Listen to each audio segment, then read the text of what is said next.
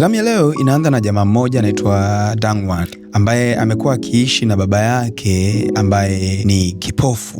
Kwake yeye kuishi na baba yake ni kitu cha muhimu sana, na baba yake ambaye anaitwa Yangu ni kipofu, lakini ana kipaji kikubwa kwelikweli, kipaji cha kutengeneza mihuri kwenye mbao. Sasa Dongwon akawa ameombwa kutokea kwenye documentary, kwenye filamu ya documentary ambayo inatengenezwa na dada mmoja anaitwa Sujin. Haikuwa kwa ajili ya umaarufu, kwa ajili ya kupata umaarufu kwa kwenye ile filamu, lakini ilikuwa ni kutengeneza documentary ya kuyaelezea maisha ya baba yake ambaye ameishi katika hali ya upofu na usanii wa kutengeneza hizi art za mihuri kwa muda mrefu sana.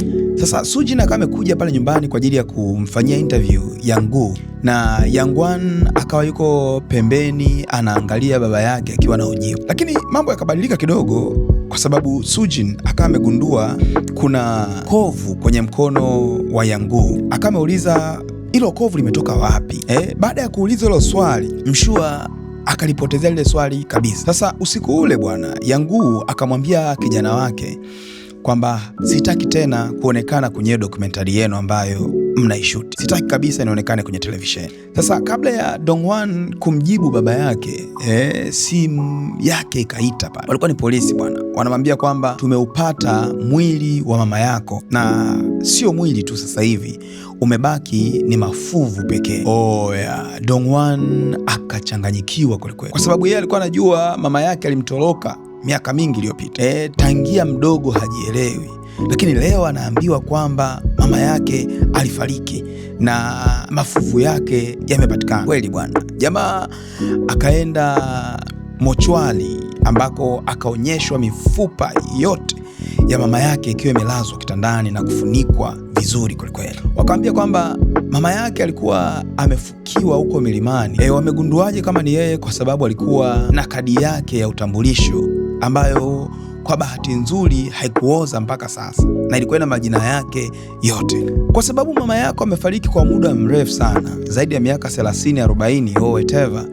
Sasa ni ngumu sana ku-identify au kufahamu ni nini kilichomuua. Kweli bwana, Dongwon ikabidi tu aendeshe msiba pale ili kuweza kuhifadhi mifupa ya mama yake vizuri na angalau kuweza kulia msiba wa mama yake. Na wakiwa kwenye maombolezo, kulikuwa hakuna picha ya marehemu. Unajua zile picha ambazo zinakaaga mbele kwa ajili ya marehemu, lakini haikuwepo kwa sababu hamfahamu mama yake na hamna picha ya mama yake. Baba yake ni kipofu, haijui sura ya mke wake. Baadaye akamuuliza baba yake kuhusu mama yake tena.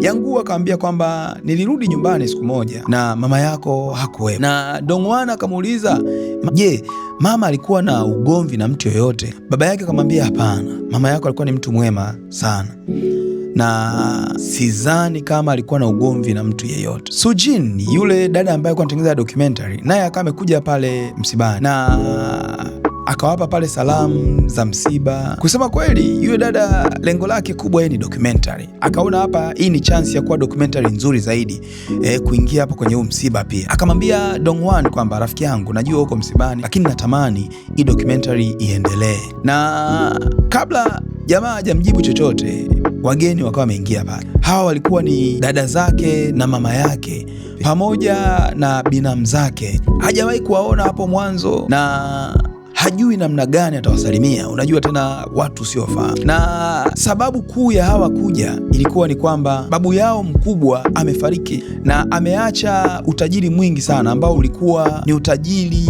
wa Yang Hee. Yang Hee ni nani sasa? Yang Hee ndiye mama yake na huyu kijana wetu, huyu aliyefariki milimani. Babu yake alipofariki alimwachia utajiri mwingi sana, lakini hawa ndugu zake walikataa kushare utajiri alioachiwa Yang Hee kwa sababu wanasema Yang Hee alitoroka nyumbani akiwa binti mdogo, na kwa sababu hiyo hastahili kupewa huo utajiri. Kusema kweli, Dongwon alikuwa disappointed sana, lakini hakutaka kubishana nao hawa ndugu wa mama yake, kwa sababu hata hivyo huo utajiri yeye wa nini wakati alikuwa hawafahamu. Lakini hawa ndugu zake na mama yake wakamwambia sababu za mama yake kuondoka. Sasa wale ndugu zake na mama yake wakaanza kumwambia kwa nini mama yake aliamua kutoroka nyumbani. Yang Hee siku moja alimkamata baba yake akiwa anachepuka, anamsaliti mama yake, na binti alivyomuexpose baba yake, yani alivyoenda kumwambia mama yake na kuongea ukweli, mama yake akamzingua sana. Sasa kwa sababu hiyo akaamua kuondoka na kutokurudi tena. Sasa Donghan akaomba apewe picha ya mama yake, lakini ndugu zake na mama yake wakasema kwamba hawana picha ya Yang Hee, kwa sababu Yang Hee alikuwa hapendi kabisa kupigwa picha, kwa sababu alikuwa anajiona yeye ni mbaya au alikuwa ni mbaya. Yale maneno yakamfanya Donghan awe amepigwa na baridi, yani kwelikweli.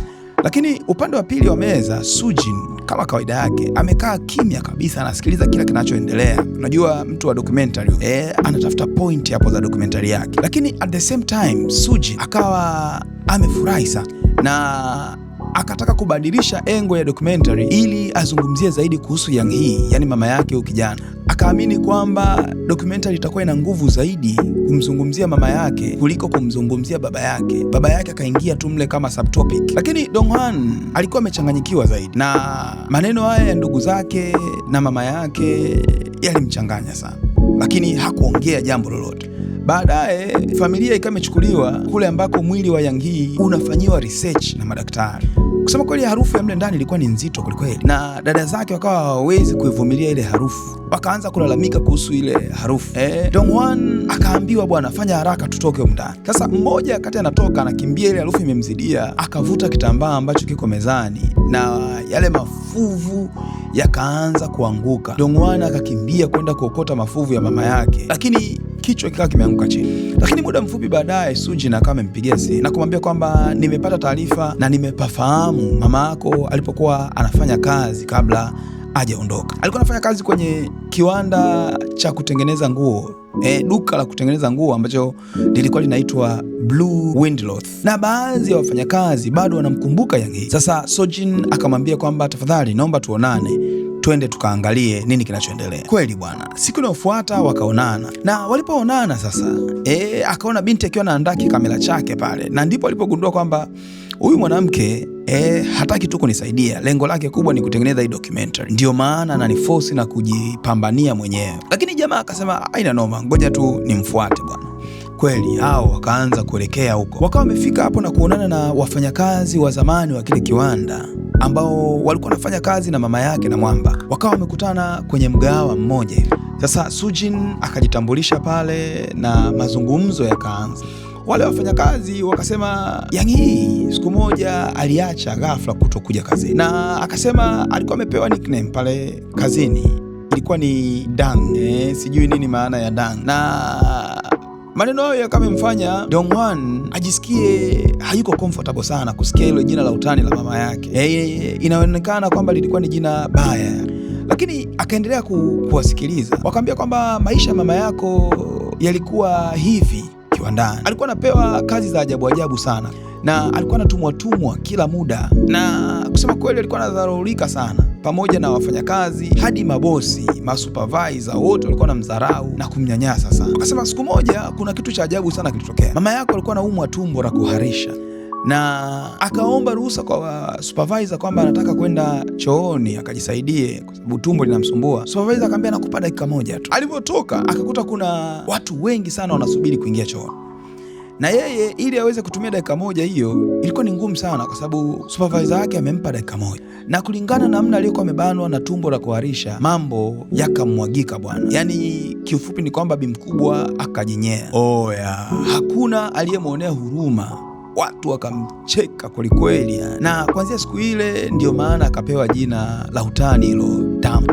Inaonekana maana ya Dang labda ni mavi Lakini wafanyakazi wenzake hawa wa zamani wakasema sisi hatukuzani kwamba alipotea, tulijua tu ameamua kuacha kazi kwa sababu ya mambo ambayo amekuwa akiyapitia. Lakini mmoja wao akasema hakuna kitu nimekumbuka, kuna shida ilitokea kati ya Yang Hee pamoja na mmiliki wa kiwanda kipindi kile, na wakamwambia kwamba Sujin uende ukaongea na mwanamke mmoja anaitwa Jinsuk ambaye atawapa taarifa nzuri zaidi kuhusu swala hili. Sasa kabla hawajaachana hapa, wakasema tena kwamba bosi wao alikuwa anajitahidi kupiga picha za wafanyakazi wote kwa ajili ya kuhifadhi taarifa za wafanyakazi wake, pamoja na kuwatengenezea vitambulisho vya wafanyakazi. Wanadhani picha ya Yang Hee bado itakuwepo katika umiliki wake. Sasa Dongwan akaondoka pale kwenye mgahawa akiwa anayafikiria mambo mengi sana kuhusu mama yake aliyefariki akati yeye ni mdogo sana, na moyoni aliumia sana kuona mama yake inaonekana siku zake za mwisho kabla hajafariki zilikuwa ni siku za maumivu sana, za kuteseka sana.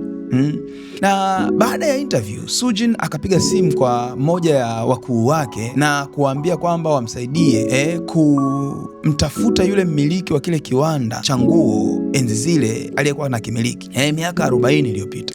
Sasa Dongwan aliposikia huyu binti anahangaika kutafuta hizi habari, akamwambia, sikiliza Sujin, naomba usiingilie, haya ni mambo ya kifamilia, mimi nitadili nayo mwenyewe, sitaki kabisa uingilie kuanza kuhangaika na masuala ya mama yangu, na kumwambia kwamba mimi nataka niendelee kufanya hili jambo mwenyewe, nimtafute mama yangu mwenyewe. Lakini Sujin akamwambia, hapana, ukweli unatakiwa ujulikane, nani aliyemuua mama yako inabidi watambulike. Sasa siku inayofuata Dongwan pamoja na Sujin wakawa wamemfuata Jinsuk. Jinsuk yeye alikuwa ana kijiuongozi fulani pale kiwandani. Akamwambia kwamba siku moja jioni Yang Hee, yani mama yake na huyu kijana, alimkuta Jinsuk akiwa analia, na hapo ndipo Jinsuk akawa ameongea ukweli wote alikuwa nao. Akamwambia Yang Hee kwamba bosi wake amekuwa akimnyanyasa kingono, lakini huyu jamaa bosi wao nje alikuwa anaonekana kama mtu mwenye heshima ambaye anapendwa na watu wanamheshimu kwelikweli, lakini ndani alikuwa na roho mbaya sana. Akamwambia siku inayofuata kazini, meneja wa kiwanda akamesema kwa sababu Jinsuk hajaonekana wataajiri mtu mwingine mpya. Lakini Yang Hee alivyokwenda kuongea naye, huyu jamaa akamwambia, wewe mpuzi, mind your own business, yani fuata mambo yako. Sasa kwa sababu hiyo Yang Hee akaenda moja kwa moja ofisini kwa Beck ambaye ndio boss mkubwa mmiliki wa hichi kiwanda, na kumwambia kwamba boss, ulichomfanyia Jinsuk sio vizuri. Sasa kusema kweli Beck hakufurahia kabisa haya mazungumzo, akamfukuza pale. Kwa sababu hiyo na Yang Hee alikuwa amekasirika, akaamua kuandika message, ujumbe kwenye kipande cha karatasi, makaratasi mengi sana, na kuanza kuyatupa mitaani na kusema ubaya wa bosi wake, akizungumza kuhusu insults alizozifanya kwa Jinsuk, na sio Jinsuk peke yake, na wanawake wengine ambao alikuwa anawalazimisha kulala nao. Na zile karatasi zilitupwa kila kona, masokoni, wapi, kila kona, watu wanajua. Sasa Becky kesho yake akiwa anatembea yale maeneo, akaona watu wanamcheka, wanapita pale wanamcheka kwelikweli. Baadaye sasa alivyoona lile karatasi, na yeye ndo akajua kwamba kumbe niko kwenye hali hii. Sasa akamind kwelikweli, akaenda kwa meneja na kumind kwamba kwa nini hauwa control wafanyakazi wako. Akamwambia ninakufukuza kazi. Lakini baadaye akamfuata Yang Hee na kumwambia, Yang Hee na kufukuza kazi leo. Na muda mfupi baadaye Jinsuk akawa amefika pale na kumpiga kibao Yang Hee, akijua kabisa kwamba Yang Hee alikuwa anataka kumsaidia yeye, lakini alimpiga kibao ili angalau asije akapoteza kazi na yeye. Lakini zaidi ya yote Yang Hee alimfanya na yeye aibike kwamba alibakwa na bosi wake. So watu wengi wanajua kwamba bosi alimbaka Jinsuk, lakini aliyesababisha yote hayo ni Yang Hee. Na kulingana na yote yaliyotokea, Jinsuk anaamini kwamba Beck, yani bosi wake, ndiye yuko responsible na kifo cha Yang Hee na kupotea kwa Yang Hee. Na yeye pia anasema, na mimi pia unaweza kunilaumu kwa yale ambayo nilifanya, sikuweza kusimama naye kipindi ambacho alikuwa ananisaidia. Baada ya kusikia maneno, Sujin pamoja na Donghan wakawa hawajui nini cha kufanya. Donghan amepigwa na butwaa kwelikweli. Sujin akasema kwamba mimi nataka tumtafute Beck na twende tukaonana naye moja kwa moja na kumwambia kila alichokifanya ni kibaya, na huu ndio wakati wake wa kulipa yale aliyoyafanya na dhambi zake zijulikane haraka iwezekanavyo. Kweli bwana, wakaondoka na kwenda moja kwa moja nyumbani kwa bwana Beck. Walipofika hapo wakamkuta mtu mmoja, mtu mzima, mzee amelala na hawezi hata kuinuka. Ni mzee amechoka kwelikweli, na hali ya mle ndani ilikuwa ya hovyo, kuna nuka harufu mbaya, na ukutani kulikuwa kuna picha za wanawake nyingi sana ambazo inaonekana jamaa alikuwa amezichapa nyingi sana. Amekausha mayonnaise, hata kuinuka hawezi kwa sababu magoti hayana synovial fluid. Sujin akampa hela pale mzee na kumwambia kwamba mzee, unaweza kunisaidia mambo mawili matatu. Unamkumbuka mwanamke mmoja anaitwa Yang Hee? Akamwambia mzee, sikiliza kwanza, unajua kule Korea Kusini kuna kitu anakiita statute of limitation. Yani kama mtu alifanya makosa mwaka huu, ikipita miaka 20 au 30 makosa yake yanafutwa kabisa, hawezi kuhukumiwa. So akamwambia kwamba statute of limitation imeshapita. Hata kama ni wewe ulimuua Yang Hee, huwezi kukamatwa wala kuwekwa jela. Sasa Becky akamesikiliza kila kitu, akacheka. Akacheka hata kama sauti ilikuwa itoki vizuri, na kusema kwamba sikilizeni, kwani yule mwanaume aliyemuua alikamatwa? Sujin akamwambia mwanaume tena mwingine? Wakambana pale zaidi na maswali magumu, lakini Becky akasema kwamba aliyemuua alikuwa ni mumewe, yani mumewe na Yang Hee yule kipofu. Wakatoa macho, wakapigwa na butwa kwelikweli, na stori ikarudi miaka ya nyuma, ambapo inaonyesha Beck akimuintroduce Yang Gu kwa marafiki zake, akiwaambia kwamba huyu jamaa ni master wa stamps, yani master wa mihuri, na kilichokuwa kinamtofautisha na mamaster wengine ni kwamba alikuwa ni kipofu na alikuwa anatumia muda mfupi sana, na marafiki zake walikuwa na mpraise na kumsifia kwelikweli. Sasa usiku ukawa unaendelea wakiwa wote pale, na wanaume hao wakawa wanapiga ulabu kwelikweli. Sasa wakiwa pale mastori yao yanaendelea na nini, na mapombe yamewajalia, jamaa akamwagia Yang Gu pombe kichwani bwana, na kumwambia kwamba wewe ni mtu ambaye huna shukrani. Yang Gu akawa amekasirika sana, na asingeweza kufanya chochote. Kumbuka jamaa haoni, lakini akakubali tu kunyanyaswa na kudharaulika pale. Sasa usiku ule Yang Hee pamoja na mumewe Yang Gu wakawa wanaelekea nyumbani, wako pamoja.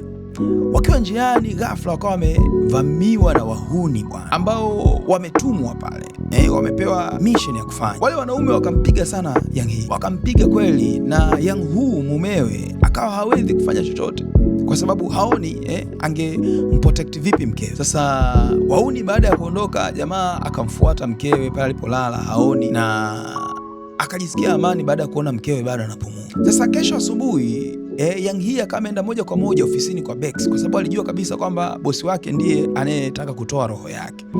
Akamvamia pale na nini na kuanza kupigana na bosi bwana. Bahati nzuri watu wakawa wametokea kwa haraka, wakamtoa pale. Kusema kweli Beck alikasirika sana, hasira zikawa zimeongezeka, akawatuma vijana wake wammalize kabisa na kuwalalamikia kwa nini jana mkuua kabisa huyo mtu. Lakini siku ile walivyokwenda wakakutana na kitu tofauti kabisa.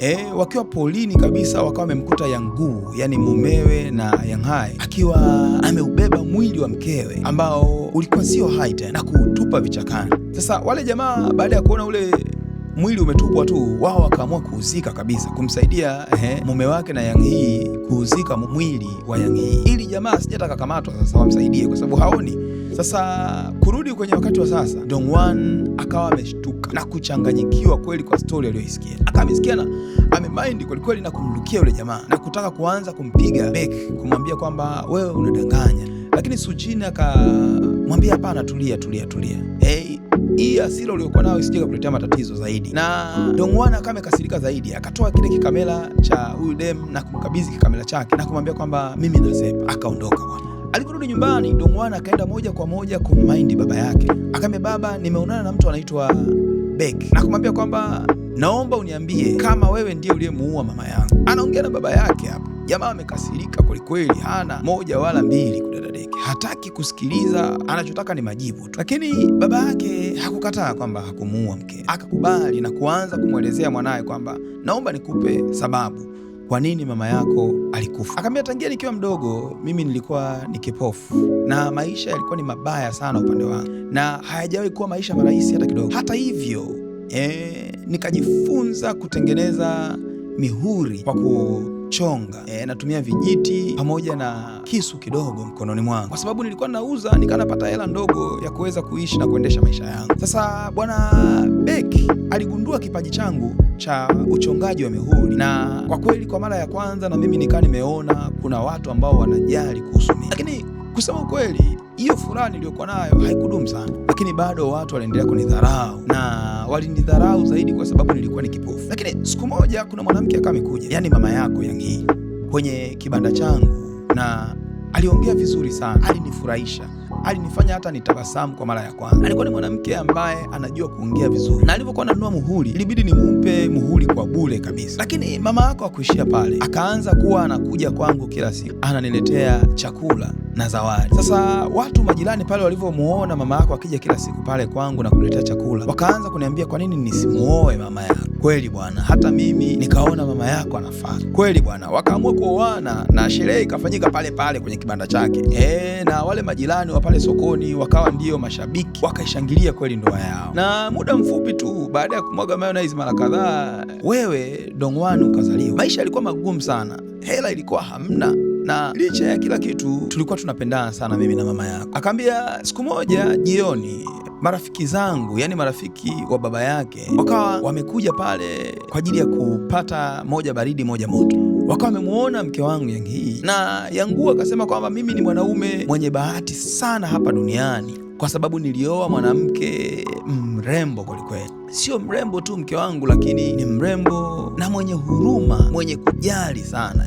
Natamani hata Mungu anipe heshima ya kuweza kuiona sura ya mke wangu. Lakini akati ameongea hivyo, marafiki zake wakacheka sana, wakasema mshukuru Mungu hata hauwezi kumuona mkeo. Na alivyouliza kwa nini, wakamwambia mkeo ni mbaya kwelikweli, anaonekana kama monster, yani kama dudu bwana.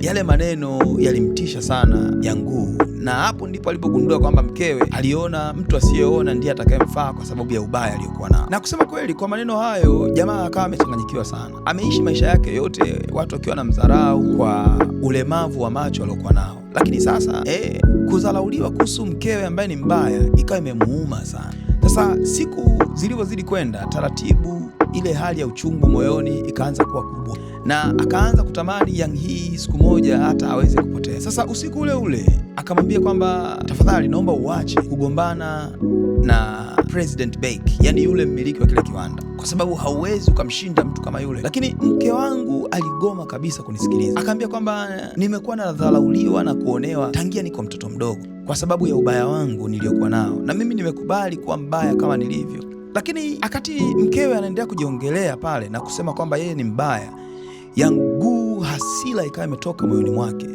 Akamfuata mkewe na kwenda kutaka kumpiga na kumsukuma, na alikuwa amemkaba sana. Mkewe akawa anajikwalua kutaka kujitoa, ndio akawa amemkwalua kwenye mkono, ikawa imetengeneza kovu mkononi kwake, na katika kusukumana huku na kule mkewe akaanguka na kufa pale pale. Halikuwa lengo lake kumuua mkewe, alikufa kwa bahati mbaya, lakini kwa sababu jamaa alikuwa ni kipofu, alijua kwamba hakuna mtu atakayemuona kwa kile alichokifanya. Akaubeba mwili wa mkewe na kwenda kutupa kule mapolini, na alijua kabisa kwamba ukweli utafichwa milele. Na akamwambia, umenielewa kijana wangu, mimi ni baba yako na niliamua kukuficha hii siri ili niweze kukulinda. Najua ningekwambia hii siri ukiwa bado mdogo usingeweza kuishi na mimi mpaka leo, wala maisha yako yasingekuwa hivi yalivyo sasa. Dongwan akasikiliza na akamsukuma baba yake pale, akaambia kwamba wewe ni muuaji, umemuua mama yangu. Sasa baada ya lile jambo Dongwan akarudi kwa Sujin na kumpa kamera yake, akaambia kwamba Dongwan, najua kwamba moyo wako hauko sawa, mambo yaliyotokea yamekuumiza sana, najua umemheshimu baba yako maisha yako yote. Dongwan akamwambia, nimefuta vile vitu ambavyo nimedhani havina umuhimu kwenye hiyo kamera yako, please tumia hivyo tu ulivyokuwa navyo, tengeneza documentary inayotosheleza kwa vitu hivi, na kumwambia kwamba endelea na hiyo documentary na tegemea utafanya kazi nzuri zaidi. Jamaa alikuwa hakubali yale ambayo baba yake aliyafanya, na akaamua kuyazika yote yaliyotokea miaka 40 iliyopita, akimpa heshima baba yake, na alijua kabisa kwamba haya mambo angeyaacha nje watu wakayajua, angeharibu reputation ya baba yake na kuharibu jina lake kabisa. Sujin akamwambia, nikwambie kitu, wewe huna tofauti na baba yako. Baba yako aliyefanya mauaji unataka kumficha leo, unataka mambo mazuri tu ndio yaonekane kwa watu, akati mambo mabaya pia yapo, yanatakiwa yajulikane vile vile. Na kabla hajaondoka akamwambia Dongwan kwamba siku ile anaondoka kwa bwana Baek alichukua picha ya mama yake akamkabidhi pale ikiwa ndani ya bahasha. Dongwan akiwa anatetemeka akameona ile picha kwa mara yake ya kwanza kwenye maisha yake. Alivyoona sura ya mama yake alishangaa sana kwamba mbona mama yangu ni mzuri, mama yangu hajawahi kuwa mbaya hata siku moja. Jamaa alilia sana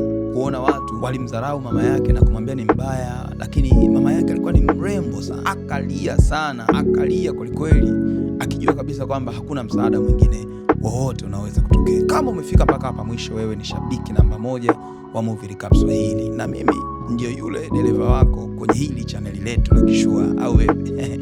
Oya, ninawapenda ile kinoma noma.